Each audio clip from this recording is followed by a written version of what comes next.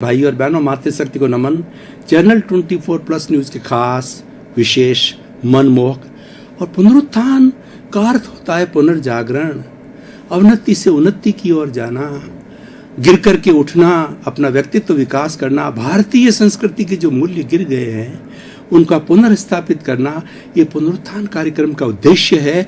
इसी कारण से पुनरुत्थान कार्यक्रम के अंदर जो जो विषय रखे जाते हैं, जो जो बातें बताई जाती है, सब विकास की बातें होती है। तो उसी पुनरुत्थान कार्यक्रम में आपका हार्दिक स्वागत है, अभिनंदन, सत्कार है।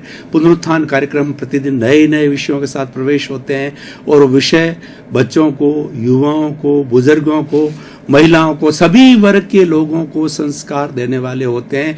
ऐसी सामग्री तैयार की जाती है, उस एपिसोड को होलिस्टिक बनाया जाता है, मल्टी डायमेंशनल बनाया जाता है, शोधपरक बनाया जाता है। तो इसी क्रम के अंदर आज हम एक दार्शनिक विषय लेकर के आपके सामने प्रस्तुत हो रहे हैं। आज का विषय है कि 8 प्रवचन माता हैं। भाई और बहनों, दर्शकगण, श्रोतागण, बहुत ही सुंदर विषय और ये पालन का विषय है, ये आचार संहिता का विषय है। जैन धर्म के अंदर 8 प्रवचन माताएं दी गई है कि एक साधु जीवन जब साधुचर्या स्वीकार कर लेता है तो ऐसे कौन सी बाढ़ है, ऐसे कौन से सुरक्षा कवच है जो कि उसका साधु जीवन आराम से पालन कर सकता है। वो तो साधु के लिए तो एकदम संपूर्ण रूप से जागरूकता से पालन करना होता है, लेकिन जो कोई गृहस्थी होता है, लेमैन होता है, साधारण व्यक्ति होता है, वो भी इन प्रवचन माताओं का पालन करे तो उसका भी जीवन धन्य बन सकता है, क्योंकि वो तो पराकाष्ठता है और गृहस्थ जीवन एक सामान्य जीवन है। हर व्यक्ति पराकाष्ठता पर नहीं पहुंच सकता, हर व्यक्ति मेरिटोरियस नहीं हो सकता, हर व्यक्ति मेधावी नहीं हो सकता। कॉमन मैन होते हैं, मेधावी तो बहुत गिने चुने बिरले व्यक्ति होते हैं जो कि इतनी पराकाष्ठता तक पहुंच सकते हैं। तो 8 प्रवचन माताएं कौन कौन सी है उनके बारे में हम बातचीत करना चाहेंगे कि देखिए, ये प्रवचन माताएं वो कवच है जो कि जो व्यवहार जगत है, जो व्यवहारिक जगत है, उस जगत को किस तरीके से अच्छा बनावे। और उस व्यवहार शुद्धि के बिना निश्चय शुद्धि नहीं है।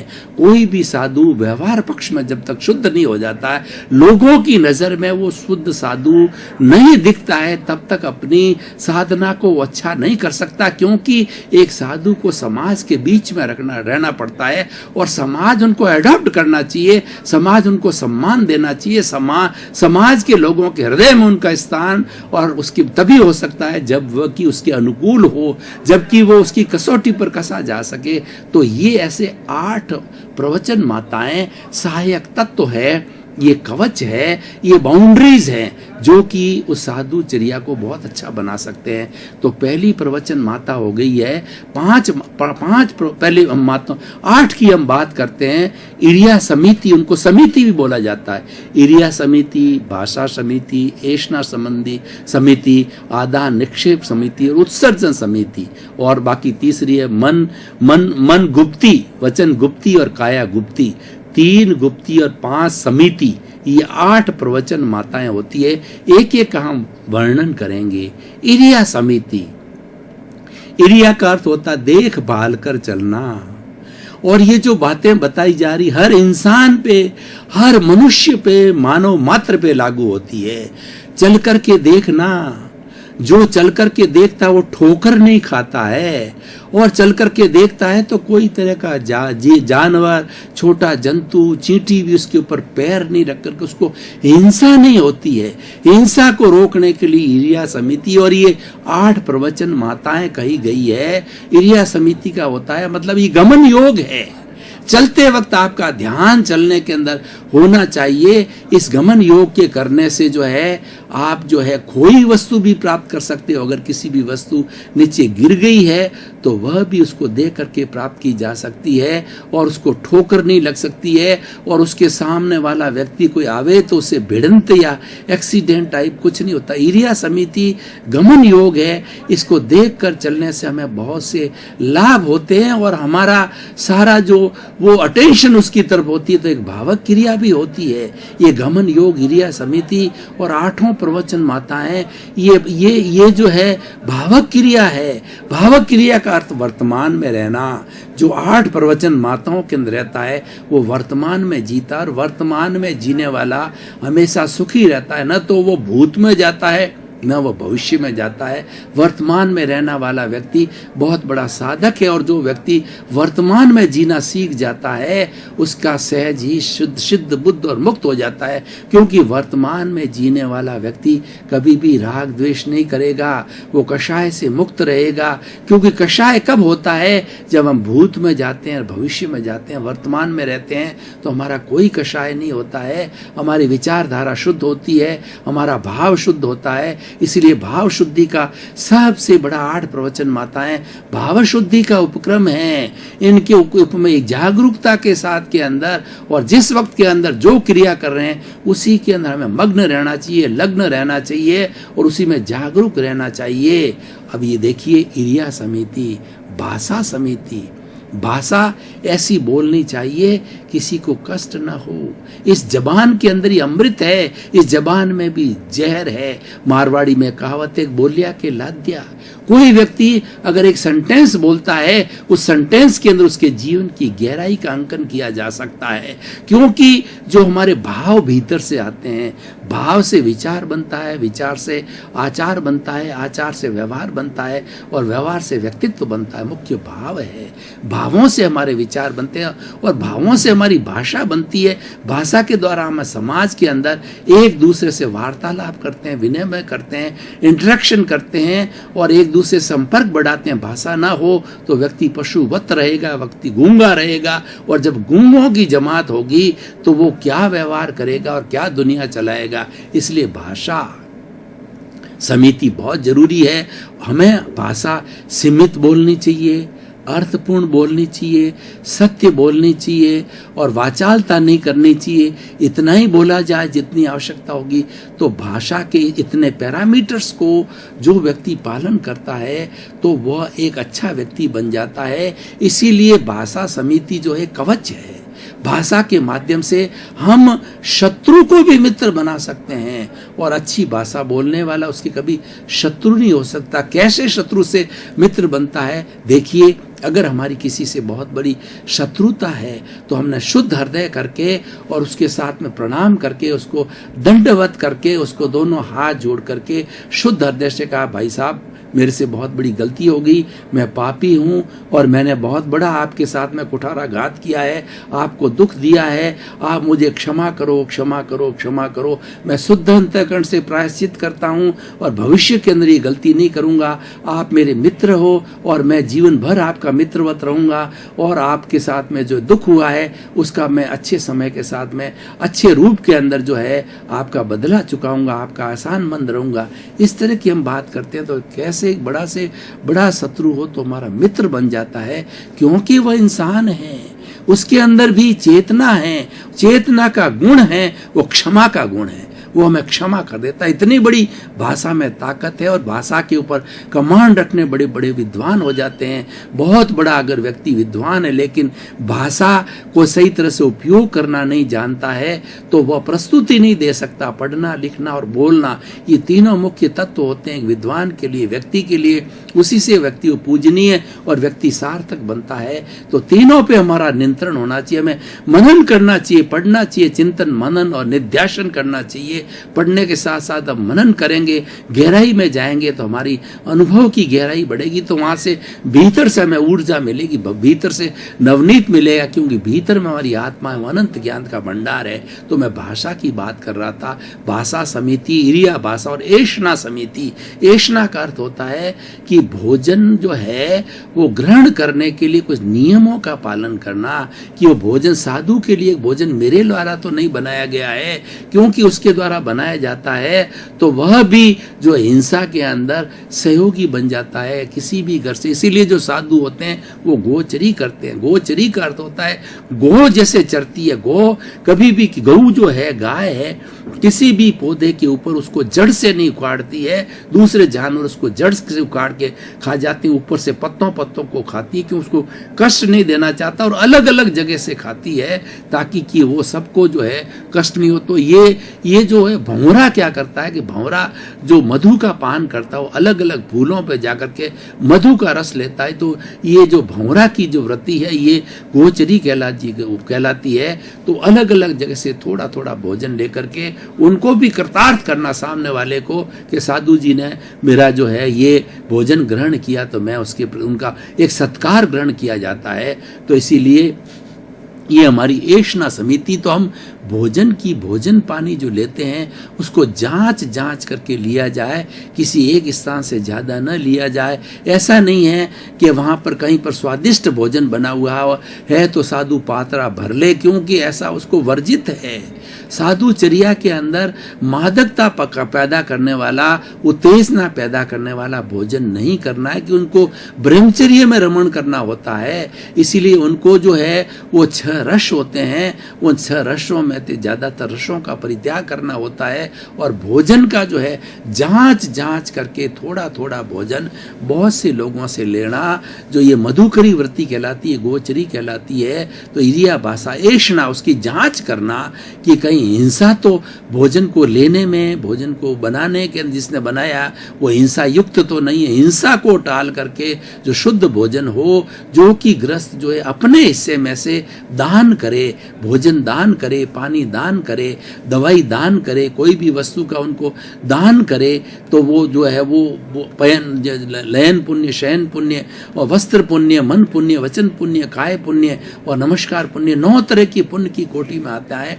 9 तरह का जो है व्यक्ति विसर्जन करके वो साधु को बहराता है, साधु को देता है। तो ये इस तरीके से रिया भाषा और एषणा समिति होती है। और उसके बाद होती है आदान निक्षेप। आदान निक्षेप का अर्थ होता है जो वस्त्र है, पात्र है, सोने की जगह है, उनको देखना। क्योंकि साधु को बिना पूंजे, बिना देखे कोई भी चीज ग्रहण न करना। अगर कोई उनको चाहिए कि उनको बिस्तर पड़ा है तो बिस्तर पाट पड़ा है तो पाट को अच्छी तरह से जो है वो उसको जो है वो पलेवना करनी होती है। उसके ऊपर कोई जीव तो नहीं, ऐसा नहीं कि उसके ऊपर सीधा से जो वो सो जाए और जीवों की हिंसा हो जाए। कोई भी पात्र लिया जाए, कपड़ा धोने का पात्र लिया जाए, उसकी भी गवेषणा करना, उसकी भी जांच पड़ताल करके करना। उसके ऊपर कोई जीव नहीं है। मूल है इन प्रवचन माताओं के उद्देश्य यही है कि हमें जीव को बचाना है, हमें जीव हिंसा को रोकना, अहिंसा का सूक्ष्मतम पालन करना है। इसीलिए कवच कहे जाते हैं। हर एक के अंदर ये देखा जाता है। तो वस्तुओं के लेने देने में, दवाई के लेने देने में, कोई भी वस्तु जो साधु के लिए उपयोग की आवश्यकता होती है उनको जांच करके लेना चाहिए। वस्त्र को, पात्र को और अपने जहाँ पर बेड जिसके ऊपर सोया जाता है सबको जो है आदान निक्षेप देख करके जांच करके लेना, उसका उपयोग करना, उसकी पलेवना करने के बाद के अंदर उसके ऊपर सोना। ये आदान निक्षेप, ये हर व्यक्ति अगर ऐसा करे कि जिस चीज का उपयोग कर रहा है कहीं ऐसा तो नहीं वहाँ जानवर इकट्ठे हो रहे हैं और जानवरों की हिंसा हो जावे, उन जानवरों को अलग किया जाए। अगर हमारे गृहस्थी के जीवन के अंदर जो कई चीजें होती है तो वो वहाँ पर जो है जैसे भोजन है एक जगह डाल दिया तो चींटियाँ इकट्ठी हो जाती है, कई जगह मच्छर इकट्ठे हो जाते हैं, कई जगह मधुमक्खियाँ इकट्ठी हो जाती है। तो ऐसा कार्य हमें नहीं करना होता है। तो किसी बेचारा जो जीव है उस भोजन को प्राप्त करने के लिए, उस जगह पर रहने के लिए, और तो उस चीज को पलेवना करनी चाहिए, उस चीज से उसको जीव को हटाना चाहिए, उसकी जीव की हिंसा न करना हमारा ध्येय है। क्यों? हिंसा ही कर्म बंधन का कारण होती है। हिंसा से ही हमारी आत्मा भारी होती है, हिंसा से ही कारण शरीर बनता है, कॉजल शरीर होता है और लिंग शरीर बनता है। उसको रोकना है। सबसे बड़ा जो हमारा कॉजल बॉडी बनने का कारण वो हिंसा है, उसको रोका जाना चाहिए। उसके लिए ये 8 प्रवचन माताएं हैं, ये 8 ऐसे साधन हैं, 8 ऐसे जो है वो एक पर्याप्त हमारी चीजें हैं जिनको कि हम प्राप्त वो ग्रहण करके उन सबको हिंसा को रोक सकते हैं। तो हमारा हो गया पहले इरिया समिति, भाषा समिति, एषणा, आदान और उत्सर्जन समिति। देखिए शरीर की आवश्यकता होती है। मल, मूत्र, कफ, 5 तरह से जो हमारी अशुद्धियां निकलती है, पसीने से निकलती है, कफ से निकलती है, मल से निकलती है, मूत्र से निकलती है और हमारे श्वास के साथ निकलती है। तो इनके जो ये जो अशुद्धियां होती है, इन अशुद्धियों के लिए जो उत्सर्जन का ध्यान रखना चाहिए कि हमें मल का ऐसी जगह त्याग करना, मूत्र का ऐसी जगह त्याग करना, कफ का ऐसी जगह करना जहाँ पे कोई बीज तो नहीं बैठा। मान लो कुछ जो जीव जंतुओं का झुंड बैठा और उसके ऊपर आपने कफ डाल दिया तो बेचारे सब मर जाएंगे, वहाँ पे मल मूत्र डाल दिया तो बेचारे मर जाते हैं। और उसके साथ में एक जो है व्यवहार पक्ष को भी ध्यान में रखना चाहिए कि लोगों को ये बुरा न लगे कि देखो मल मूत्रों का विसर्जन जो है सामान्य पब्लिक प्लेस पे कर दिया गया है, तो ये उत्सर्जन जो है उसका व्यवहार पक्ष का भी ध्यान रखना बहुत जरूरी है। व्यवहार शुद्धि बिना निश्चय शुद्धि नहीं है, और व्यवहार शुद्धि अगर एक साधु या कोई भी एक ग्रस्त या कोई भी व्यक्ति मात्र जो है व्यवहार शुद्धि का पालन नहीं करता है तो वो एक अच्छा व्यक्ति नहीं होता है, क्योंकि व्यवहार से ही व्यक्ति निश्चय में जाता है और व्यवहार के द्वारा ही हम एक दूसरे को पहचानते हैं। व्यवहार ही दिखाई देता है, निश्चय तो भीतर जगत का है, वो दिखाई नहीं देता है कि भीतर के अंदर व्यक्ति के कषाय कितने कमजोर हैं, व्यक्ति के अंदर व्यक्ति भीतर के अंदर कितना कोमल है, भीतर के अंदर व्यक्ति कितना प्रायश्चित करता है, व्यक्ति भीतर के अंदर कितने शुद्ध भाव रखता है, व्यक्ति भीतर में मैत्री प्रमोद करुणा मध्यस्थता कैसी भावना रखती है। ये तो एक निश्चय की बात है, लेकिन ये जो बात की जा रही है ये व्यवहार जगत की बात की जा रही है। इरिया भाषा ऐष्णा आदाम निक्सन उत्सर्जन, ये 5 समिति होगी। हम 3 गुप्ती की बात करते हैं जो कि योग कहलाते हैं। मन वचन काया योग हैं, और ये मन वचन काया रूपी जो शरीर मिला है ये भुगतान के लिए मिला है। हम इस शरीर को मनुष्य को हमें सोचना चाहिए, सनातन सत्य प्राप्त करना है तो सोचो कि मैं कौन हूं। जब आप ये सोचने लगोगे, गहराई में लगोगे, तो आपको एक सनातन सत्य मिलेगा कि मैं शुद्ध आत्मा भगवान हूं। कैसी शुद्ध आत्मा? राम के जैसी शुद्ध आत्मा, कृष्ण के जैसी शुद्ध आत्मा जो है वो महावीर के जैसी शुद्ध आत्मा, 24 तीर्थंकरों के जैसी शुद्ध आत्मा, ईसा मसीह की जैसी शुद्ध आत्मा, और जो है वो हमारे जो मोहम्मडन्स के जो भगवान है उनकी शुद्ध आत्मा, ईसाइयों के भगवान है उनकी जैसी शुद्ध आत्मा। वो शुद्ध आत्मा 84 लाख जीव योनि की शुद्ध आत्मा एक सी है। ये निश्चय का जगत है। तो ये जो हम मन वचन काया रूपी ये जो शरीर है, ये भुगतान, ये जो शरीर मिला है ये किस लिए मिला है? सनातन सत्य तो है शुद्ध आत्मा है, लेकिन शरीर किस लिए मिला है? कुछ हमने जो है गलत काम किए, हमने दुष्कृत किए, पाप किए और लोगों के प्रति बुरे भाव रखे, तो उसके कारण जो है हमें वैसा ये शरीर मिलता है। तो शरीर मिलता है ये पूर्वकृत कर्मों के कारण मिलता है, जिनको कि गुप्ती कहा जाता है। मन वचन काया बहुत इंपॉर्टेंट चीज है। मन के कार्य क्या है? मन का विचार है कि वर्तमान में वो चिंतन करता है, भविष्य की जो है कल्पना करता है, भूतकाल की स्मृति करता है, मन का कार्य है। और मन का दूसरा कार्य है कि हमारी जो 5 इंद्रियां हैं, स्पर्श रसन घ्राण चक्षु श्रोत्राणि इंद्रियाणि, इन 5 विषयों के जो विषय जो ये मन लेता है उसकी योजना बनाना, और सारी योजना बना करके चिंतन करके बुद्धि को देता, बुद्धि निर्णय करती है। मन का काम योजना बनाना है, वह संयोजक होता है, वह संयोजना करने वाला होता है। तो हमारा मन हर वक्त में जो विचार चलते रहते हैं, देखिए विचार जड़ है और मैं तो ज्ञाता दृष्टा शुद्ध आत्मा हूं, मैं अलग हूं, विचार अलग है, मैं तो दृष्टा हूं। और ये विचार है, दृश्य मन जो चल रहा है, जो विचार कर रहा है, हर क्षण विचार करता है, जन्म से लेकर मृत्यु तक जो है हर प्राणी विचार करता रहता है जिसके मन होता है। तो मन तो एक फिल्म है, मैं तो फिल्म देखने वाला हूं, मैं तो ज्ञाता दृष्टा हूं, मैं फिल्म नहीं हूं, फिल्म अलग है, मैं अलग हूं। ये बहुत बड़ा सनातन सत्य है। दोनों के बीच के अंदर भेद विज्ञान करना होता है। ये अक्रम विज्ञान है, ये मोक्ष विज्ञान है कि दोनों का भेद करो। आप अलग हो, विचार अलग हो, विचारों को बाईपास करो। जो विचार आ रहे हैं हर क्षण आते रहेंगे, आप विचारों को बाईपास करना जाओगे, उसको एक फिल्म मानोगे, उसका दृष्टा मानोगे, तो विचार आते रहेंगे, जाते रहे, उसके साथ जुड़ो मत। होता क्या है, सामान्य व्यक्ति विचारों के साथ में जुड़ जाता है, जुड़ते ही वो राग द्वेष करता है, राग द्वेष करते ही वो जो कर्म बीज डालता है उसके अंदर भाव अशुद्ध हो जाते हैं, और वो अगले जन्म के लिए हमारा एक कॉज बनता है, और उस कॉज के कारण जो है हमें आगे कॉजल बॉडी बनती है, और कुछ कॉज से कॉजल बॉडी बनती है, और कॉजल बॉडी से हमें सुख दुख मिलता है। इसलिए हम कॉज न डालें, इसमें वो स्वतंत्र है, लेकिन जो हमारे विचार आ रहे हैं उसमें हम स्वतंत्र नहीं हैं, क्योंकि हमारे पूर्व कर्त है, ये तो आते रहेंगे। तो ये इसका मन का कार्य है, इसको अलग समझो और आप अलग रहो। जब अलगते रहोगे, विचारों का बाईपास करते रहोगे, तो हमारी नई कॉजल बॉडी नहीं बनेगी। जब नई कॉजल बॉडी नहीं बनेगी और पूर्व की है, उस पूर्व की कॉजल बॉडी को समाप्त करते जाएंगे, दर्शक एवं श्रोतागण भाई और बहनों, आपका बहुत बहुत धन्यवाद। पुनरुत्थान कार्यक्रम ऐसे डिजाइन किया जाता है कि इसमें से कुछ न कुछ शिक्षा मिले, कुछ ज्ञान मिले, कुछ जीवन की दिशा मिले, जीवन में परिवर्तन हो, कुछ सूत्र मिले।